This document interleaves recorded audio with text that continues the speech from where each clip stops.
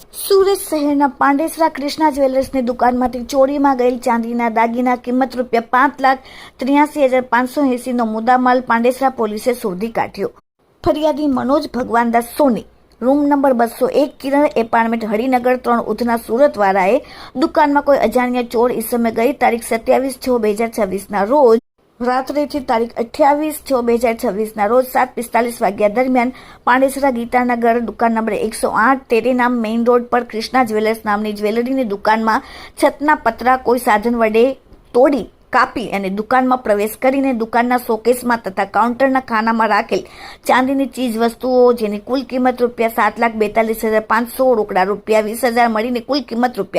₹7,62,500ની મતાનો ચોરી કરીને ભાગી ગયેલ હતા, જેથી પાંડેસરા પોલીસ સ્ટેશનમાં ગુનો નોંધવામાં આવેલ હતો। પાંડેસરા પોલીસે ગુનાની ગંભીરતાને લઈને તાત્કાલિક પાંડેસરા પોલીસે ફરિયાદ નોંધીને આરોપીને પકડવા માટે ચક્રો ગતિમાન કર્યા। આજુબાજુના કેમેરા ચેક કર્યા। કેમેરામાં 2 અજાણ્યા ઈસમો દેખાય છે, જે પત્રકાર સર્કલ ખાતેથી એક રિક્ષામાં બેસતા દેખાય છે, જે રિક્ષામાંથી પારસી પંચાયત કમ્પાઉન્ડ ટ્રાવેલ્સના પાર્કિંગ ખાતેથી ગેટ પાસે ઉતરેલા હતા। ત્યારબાદ પારસી પંચાયત કમ્પાઉન્ડ ટ્રાવેલ્સના પાર્કિંગના ગેટ પાસેથી બીજી રિક્ષામાં બેસીને કામરેજ મેઇન રોડ ઉપર લસકાના BRTS બસ સ્ટેશન પાસે ઉતરીને લસકાના BRTS બસ સ્ટેશન ખાતે બીજી રિક્ષામાં બેસીને કામરેજ ચોકડી પાસે આવેલ કાકાના પેટ્રોલ પાસે ઉતરેલ અને બંને ઈસમો પોતાની ઓળખ છુપાવવા કેમેરાથી બચીને પોલીસને ગુમરાહ કરવા માટે અલગ અલગ રિક્ષાઓ બદલી કામરેજ ચોકી ખાતે પહોંચેલ। ત્યારબાદ ST ટ્રાવેલ્સ ગાડી નંબર MP06 LZ 9555માં બેસીને સુરત શહેરથી કામરેજથી કાનપુર જતા હોવાની હકીકત જણાવેલ। પાંડેસરા પોલીસે 250થી પણ વધુ CCTV કેમેરા ચેક કરીને જણાઈ આવતા ટ્રાવેલ્સની ઓફિસે જઈને તપાસ કરતા ઓફિસે હાજર સુધીર ઇન્દ્રજીત દુબેએ મળી આવતા તેઓને કાનપુર જતી બસ વિશેની હકીકત મળી કે તેઓ બસમાં ડ્રાઈવર તરીકે અમન પંડિત હોવાની હકીકત મળી।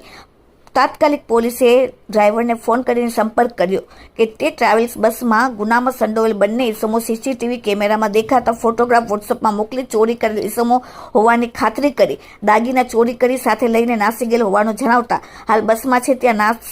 નાસી રહ્યા છે, જેથી નજીકના રસ્તામાં આવતા પોલીસ સ્ટેશનમાં લઈ જવાનું કહેતા ડ્રાઈવરે થોડીવાર પછી પરત ફોન કરી તેઓ પોતાની બસ નજીકના કાનપુરમાં રહેલા રનિયા પોલીસ સ્ટેશન લઈ જતા। તે દરમિયાન બંને ચોર ઈસમોને શંકા જતા બંને ચોરો બસ સ્ટેશન સીટની બારીમાંથી કૂદી ભાગવા જતા તેમની પાછળ દોટ મૂકવાનો પ્રયત્ન કરતા બંને ઈસમો થેલો ખભે ભરેલ હતો તે દાગીનાનો બંને ઈસમોએ થેલો છોડી ત્યાંથી ભાગી ગયેલ, જેથી બસ ડ્રાઈવર અને કંડક્ટરે દાગીના ભરેલો થેલો રનિયા કાનપુર UP ખાતે મુદ્દામાલ સાથે જમા કરવામાં આવેલ। હાલમાં પોલીસે તમામ મુદ્દામાલ રિકવર કરીને રનિયા પોલીસ સ્ટેશનમાં જઈને રનિયા પોલીસ સ્ટેશનમાં ઇન્ચાર્જ લઈને સોના ચાંદીના દાગીના કિંમત 5,83,580 તથા 2 મોબાઈલ ફોન 10,000ના મળીને કુલ કિંમત 5,93,580નો મુદ્દામાલ રિકવર કરીને આરોપીઓને પકડવા માટે ચક્રો ગતિમાન કર્યા છે। Bureau report, daily India TV, Surat. ગઈ તારીખ 28/6/2026ના રોજ તેરેનામ રોડ પર કૃષ્ણા જ્વેલર્સ નામની દુકાન હતી,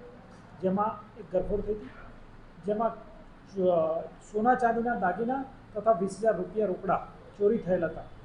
જેની ખબર પોલીસ સ્ટેશન મળતા પાંડેસરા પોલીસ સ્ટેશને ગુનો રજીસ્ટર કરેલ અને ગુનો ડિટેક્ટ કરવા માટે પ્રયત્ન કરેલ। ગુનો ડિટેક્ટ કરવા માટે CCTV કેમેરા, મોબાઈલ અને હ્યુમન ઇન્ટેલિજન્સ કામે લગાડવામાં આવેલ, જેમાં 7 થી 8 ટીમો બનાવવામાં આવેલી, જેમાં CCTVની શરૂઆત કરતા આરોપીઓ તેરે નામથી રિંગ રોડ તરફ જાય છે, રિંગ રોડથી ટ્રાવેલ્સ તરફ પૂના તરફ જાય છે, પૂના ગામ તરફ, અને ત્યાંથી જે ટ્રાવેલ્સની બસ ઉપડે છે એ નંબર મળે છે અને એ નંબર આધારે ડ્રાઈવરનો કોન્ટેક્ટ કરવામાં આવે છે અને આરોપીઓના ફોટા વેરીફાઈ કરવામાં આવે છે। ત્યારબાદ બસ ઉત્તર પ્રદેશના કાનપુર વિસ્તારની જ્યુરિડિક્શનમાં જતી રહેલી હતી, જેથી ડ્રાઈવરનો સંપર્ક કરી અને નજીકના પોલીસ સ્ટેશન પહોંચવાનું જણાવતા ત્યાં રાનિયા પોલીસ સ્ટેશન હતું, જે ડ્રાઈવરને નજીક પડતું હતું, જેથી ડ્રાઈવર સાથે કોમ્યુનિકેશન થયા મુજબ તે રાનિયા પોલીસ સ્ટેશન પહોંચેલ અને જેવા પોલીસ સ્ટેશન પહોંચેલ તેવા જ આ ચોર મુદ્દામાલ મૂકી અને ત્યાંથી ભાગી છૂટેલા, જે હાથમાંથી રવાના થઈ ગયેલા છે, પરંતુ તે ચોરીનો મુદ્દામાલ 100% રિકવર થયેલ છે અને પાંડેસરા પોલીસ દ્વારા મુદ્દામાલ રિકવર કરી આજ રોજ તેને ગુનાના કામે કબજે કરવામાં આવેલ છે અને 100% મુદ્દામાલ રિકવર કરવામાં આવેલ છે, જેમાં human intelligence, CCTV camera, mobile phone અને લોકેશનને પણ ડિટેક્શન માટે ખૂબ મદદ કરેલી છે। કુલ સીસીટીવી ફૂટેજ લગભગ 250થી ઉપર જેવા થાય છે અને જેમાં 8થી 9 ટીમ હતી, જેમાં સીસીટીવી કેમેરા પણ જોવામાં આવ્યા છે ને સીસીટીવી કેમેરાથી જ્યારે એ લોકોએ 3થી 4 જગ્યાઓ રિપ્લેસ કરી છે, ત્યાં પણ હ્યુમન ઇન્ટેલિજન્સ દ્વારા